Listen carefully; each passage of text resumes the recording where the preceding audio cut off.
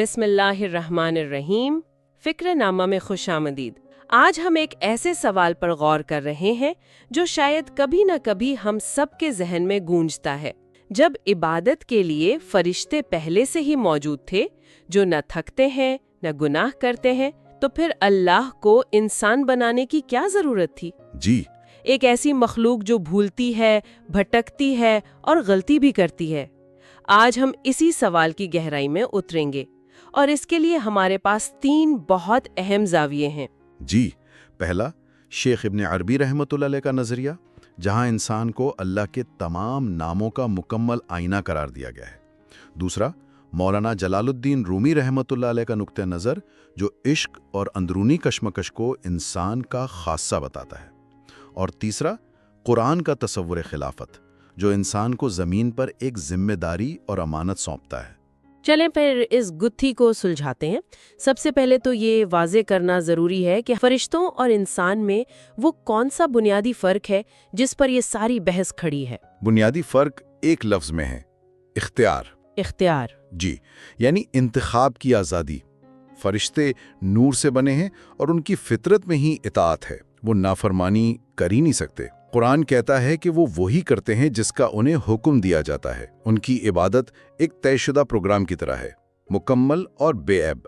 اس کے برعکس انسان کو اختیار دیا گیا ہے، نیکی اور بدی دونوں راستے اس کے سامنے رکھ دیے گئے ہیں۔ اچھا، تو یہاں آزادی کلیدی لفظ ہے، یعنی اگر ایک روبوٹ کو پروگرام کیا جائے کہ وہ دن رات عبادت کرے تو اس کی کوئی خاص قدر نہیں۔ بالکل۔ لیکن اگر ایک انسان جس کے پاس 1000 غلط راستے موجود ہیں، وہ ان سب کو چھوڑ کر صحیح راستہ چنتا ہے، تو اس انتخاب کی اپنی ایک قیمت ہے؟ بالکل، اسی انتخاب کی ساری قیمت ہے۔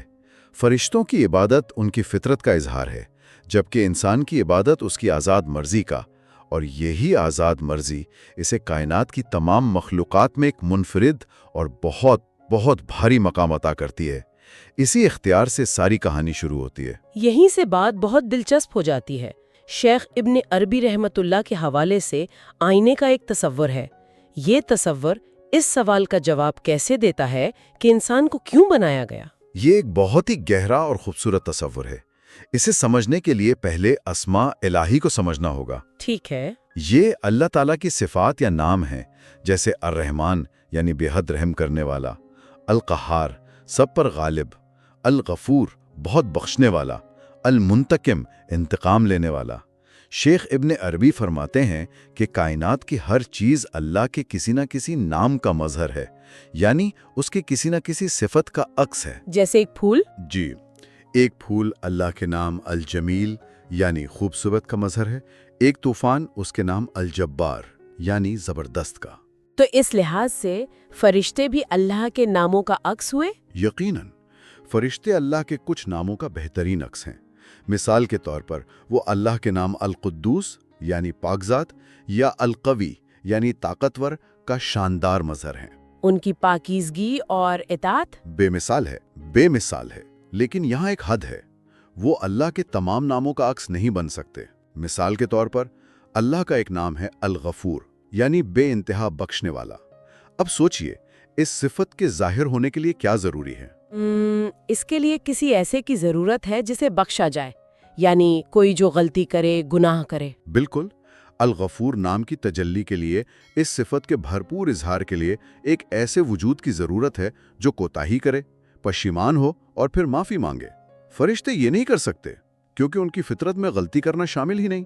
اسی طرح اللہ کا ایک نام التواب ہے، توبہ قبول کرنے والا۔ اس نام کے ظہور کے لیے توبہ کرنے والا چاہیے۔ جی، یعنی انسان کا گناہ کرنا، اس کی یہ کمزوری کائناتی سطح پر ایک ضرورت تھی تاکہ خدا کی بخشش اور توبہ قبول کرنے جیسی عظیم صفات اپنا بھرپور اظہار کر سکیں۔ جی، شیخ ابن عربی کے مطابق خالق نے چاہا کہ وہ اپنی تمام صفات کو ایک ہی جگہ جلوہ گر دیکھے، اور اس کے لیے اس نے انسان کو تخلیق کیا۔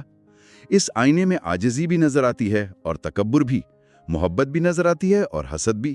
یہ تمام انسانی جذبات اور کیفیات اپنی اچھائی اور برائی کے ساتھ دراصل انہی الہی صفات کے عکس ہیں۔ لیکن یہ تو ایک بہت بڑی ذمہ داری بھی ہے اور کچھ حد تک خوفناک بات بھی لگتی ہے۔ یعنی جب کوئی انسان ظلم کرتا ہے یا تکبر دکھاتا ہے تو کیا وہ بھی اللہ کی کسی صفت جیسے المنتقم یا الجبار کا عکس پیش کر رہا ہے؟ اس نازک فرق کو کیسے سمجھا جائے؟ یہ بہت ہی اہم سوال ہے۔ یہاں سمجھنے کی بات یہ ہے کہ عکس ہونا ایک چیز ہے اور اس عکس کا صحیح استعمال بالکل دوسری چیز۔ انسان میں تمام صفات کی صلاحیت یعنی پوٹینشل رکھا گیا ہے، لیکن اسے اختیار دیا گیا ہے کہ وہ اپنے آئینے کو کس صفت سے روشن کرتا ہے۔ جب وہ انصاف کرتا ہے تو اللہ کی صفت العدل کا مظہر بنتا ہے، جب وہ رحم کرتا ہے تو الرحمان کا، اور جب وہ ظلم کرتا ہے تو وہ الجبار یعنی صاحب جبروت کی صفت کا غلط استعمال کر رہا ہوتا ہے۔ آئینہ دونوں عکس دکھا سکتا ہے، لیکن انسان کا امتحان یہی ہے کہ وہ اپنے اختیار سے جمالی صفات کو جلالی صفات پر غالب رکھے۔ تو شیخ ابن عربی کا نقطہ نظر یہ ہوا کہ انسان کی تخلیق اس لیے ضروری تھی تاکہ اللہ کی پہچان اس کائنات میں مکمل ہو سکے، اور یہ پہچان صرف انسان کے جامع وجود کے ذریعے ہی ممکن تھی، اور اس کی بنیاد اختیار یعنی چوائس پر ہے۔ جی ہاں، اختیار کے بغیر یہ آئینہ بے معنی ہو جاتا۔ یہ اختیار اور انتخاب کا تصور مجھے سیدھا مولانا جلال الدین رومی کی فکر کی طرف لے جاتا ہے۔ اگر شیخ ابن عربی انسان کو ایک آئینہ کہہ رہے ہیں جس میں سب کچھ نظر آ سکتا ہے، تو مولانا رومی شاید اس آئینے میں نظر آنے والے سب سے گہرے جذبے یعنی عشق کی بات کر رہے ہیں۔ آپ نے بالکل صحیح جوڑا۔ اگر شیخ ابن عربی تخلیق کے فلسفیانہ کیوں کا جواب دے رہے ہیں جی، تو مولانا رومی اس کے تجرباتی اور جذباتی کیسے کی بات کرتے ہیں۔ ان کا سارا فلسفہ عشق کے گرد گھومتا ہے۔ وہ فرماتے ہیں کہ فرشتوں کی محبت خالص ہے، کامل ہے، لیکن اس میں وہ تڑپ اور جدوجہد نہیں ہے جو انسان کے عشق کا خاصہ ہے۔ وہ تو بنی ہی محبت اور اطاعت کے لیے ہے۔ بالکل۔ ان کی محبت میں شک، دوری، ہجر اور پھر وصل کی لذت کا عنصر نہیں ہے، جبکہ انسان کا عشق ایک پورا سفر ہے۔ وہ دنیا کی کشش، نفس کی خواہشات اور طرح طرح کے شکوک و شبہات کے بیچ گھرا ہوا ہے۔ ان تمام رکاوٹوں کے باوجود جب وہ اللہ کا راستہ اختیار کرنے کی کوشش کرتا ہے تو اس کوشش کی ایک الگ ہی قیمت ہوتی ہے۔ مولانا رومی کے نزدیک انسان کا گرنا اور پھر توبہ کر کے اٹھنا، اللہ سے دوری محسوس کر کے اس کی قربت کے لیے تڑپنا، یہ وہ روحانی تجربات ہیں جو صرف اور صرف انسان کا حصہ ہے۔ اسی لیے اللہ کی کچھ صفات کا حقیقی ظہور بھی انسان سے ہی وابستہ ہے، جیسے التواب اور الغفور۔ یقیناً اللہ کی صفت التواب یعنی بار بار توبہ قبول کرنے والا اور الغفور یعنی بے حد بخشنے والا، ان کا بھرپور ظہور تبھی ہوتا ہے جب کوئی گناہ کر کے معافی مانگنے والا ہو، کوئی ہو جو شرمندہ ہو، جو اپنی غلطی پر نادم ہو اور واپس پلٹنا چاہے۔ صحیح۔ فرشتوں کو اس کی ضرورت ہی نہیں پڑتی کیونکہ وہ گناہ کر ہی نہیں سکتے۔ تو انسان کی یہ خطا کرنے کی صلاحیت، اس کی یہ کمزوری، دراصل اللہ کی مغفرت اور رحمت جیسی عظیم صفات کے ظاہر ہونے کا ذریعہ بن جاتی ہے۔ تو مولانا رومی کے نزدیک انسان کی تخلیق کا مقصد عشق، جس میں جدائی ہے، پچھتاوا ہے، امید ہے اور آخر میں ملاپ ہے، یہ ایک ایسا تجربہ ہے جو فرشتوں کے لیے ممکن نہیں۔ اس کا مطلب تو یہ ہوا کہ ہماری ناکامیاں اور غلطیاں بھی اس بڑے منصوبے کا حصہ ہے۔ وہ اس سفر کا لازمی حصہ ہے۔ ایک ایسی عبادت جو بغیر کسی کشمکش کے ہو، اور ایک ایسی عبادت جو نفس اور دنیا سے لڑ کر کی جائے، ان دونوں میں بہت فرق ہے۔ مولانا رومی کے نزدیک دوسری عبادت میں ایک ایسی لذت اور معرفت ہے جو پہلی میں نہیں۔ تو اب تک ہم نے دو بڑے تصورات دیکھے، شیخ ابن عربی کا جامع آئینہ جو تمام صفات کا عکس دکھاتا ہے، جی، اور مولانا رومی کا عشق کا سفر جو جدوجہد سے پیدا ہوتا ہے۔ اور ان دونوں تصورات کے مرکز میں ایک ہی چیز ہے، اختیار یعنی a choice۔ اور یہی اختیار کا تصور ہمیں سیدھا قرآن کے بنیادی نظریے یعنی انسان کے خلیفہ ہونے سے جوڑتا ہے نا؟ بالکل۔ خلافت کا قرآنی تصور ان دونوں صوفیانہ تشریحات کی بنیاد فراہم کرتا ہے۔ ہم خلیفہ کا لفظ سنتے ہیں تو ذہن میں بادشاہ یا حاکم کا تصور آتا ہے، لیکن قرآن میں اس کا مطلب کہیں زیادہ گہرا ہے۔ خلیفہ ہونے کا مطلب محض اتھارٹی نہیں، بلکہ ایک بہت بڑی ذمہ داری کا امین ہونا ہے۔ اور یہ وہی امانت ہے جس کا ذکر قرآن میں آیا ہے؟ جی یہی امانت ہے۔ قرآن مجید فرماتا ہے کہ یہ امانت آسمانوں، زمین اور پہاڑوں پر پیش کی گئی تو وہ سب اسے اٹھانے سے ڈر گئے اور کانپ گئے، مگر انسان نے اسے اٹھا لیا۔ اللہ اکبر۔ مفسرین کہتے ہیں کہ یہ امانت دراصل یہی اختیار یعنی اچھے اور برے میں سے انتخاب کرنے کی آزادی تھی، فری ول۔ یہ تو حیران کن بات ہے کہ کائنات کی عظیم ترین مخلوقات نے جس ذمہ داری سے انکار کر دیا، انسان نے اسے قبول کر لیا۔ اور یہ ذمہ داری اتنی بڑی تھی کہ جب اللہ نے فرشتوں کے سامنے انسان کو زمین پر خلیفہ بنانے کا ارادہ ظاہر کیا تو خود فرشتوں نے سوال اٹھا دیا۔ انہوں نے عرض کی، کیا تو زمین پر ایسی مخلوق بنائے گا جو فساد کرے گی اور خون بہائے گی، جبکہ ہم تیری حمد و تسبیح کرتے ہیں؟ یہ ایک بہت منطقی سوال تھا۔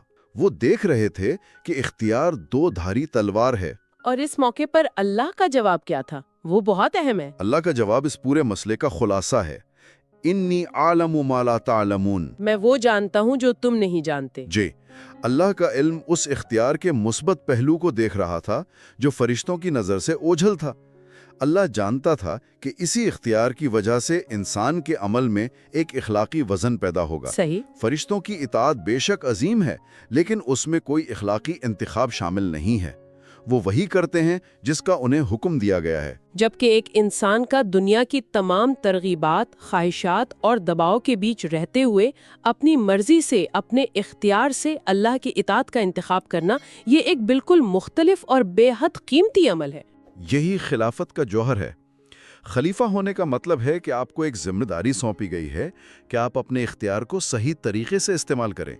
آپ زمین پر اللہ کی صفات جیسے انصاف، رحمت اور حکمت کے نمائندے بنیں۔ اچھا۔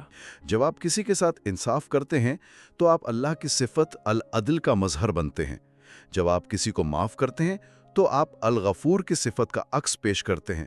یہ ذمہ داری فرشتوں کو نہیں دی گئی، کیونکہ ان کے پاس وہ اختیاری نہیں ہے جو اس ذمہ داری کی بنیاد ہے۔ اگر ان سب باتوں کو سمیٹیں تو ہماری آج کی زندگی کے لیے اس کا کیا مطلب ہے؟ ہم اس علم کو اپنی روزمرہ کی زندگی میں کیسے دیکھ سکتے ہیں؟ اس گفتگو سے میرے خیال میں 3 بہت اہم باتیں سامنے آتی ہیں۔ پہلی تو یہ کہ ہمیں انسانی کمزوری کو دیکھنے کا اپنا نظریہ بدلنا ہوگا۔ غلطی کرنا یا کمزور ہونا کوئی عیب یا نقص نہیں، بلکہ یہ ہمارے تخلیقی منصوبے کا ایک لازمی حصہ ہے۔ جی بالکل۔ یہ ہمیں تکبر سے بچاتی ہے اور ہمیں توبہ، معافی اور روحانی ترقی کا ایک دائمی موقع فراہم کرتی ہے۔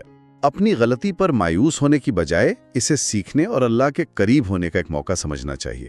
اور یہ بہت بڑی نفسیاتی راحت کی بات ہے کہ ناکامی سفر کا خاتمہ نہیں بلکہ اس کا حصہ ہے۔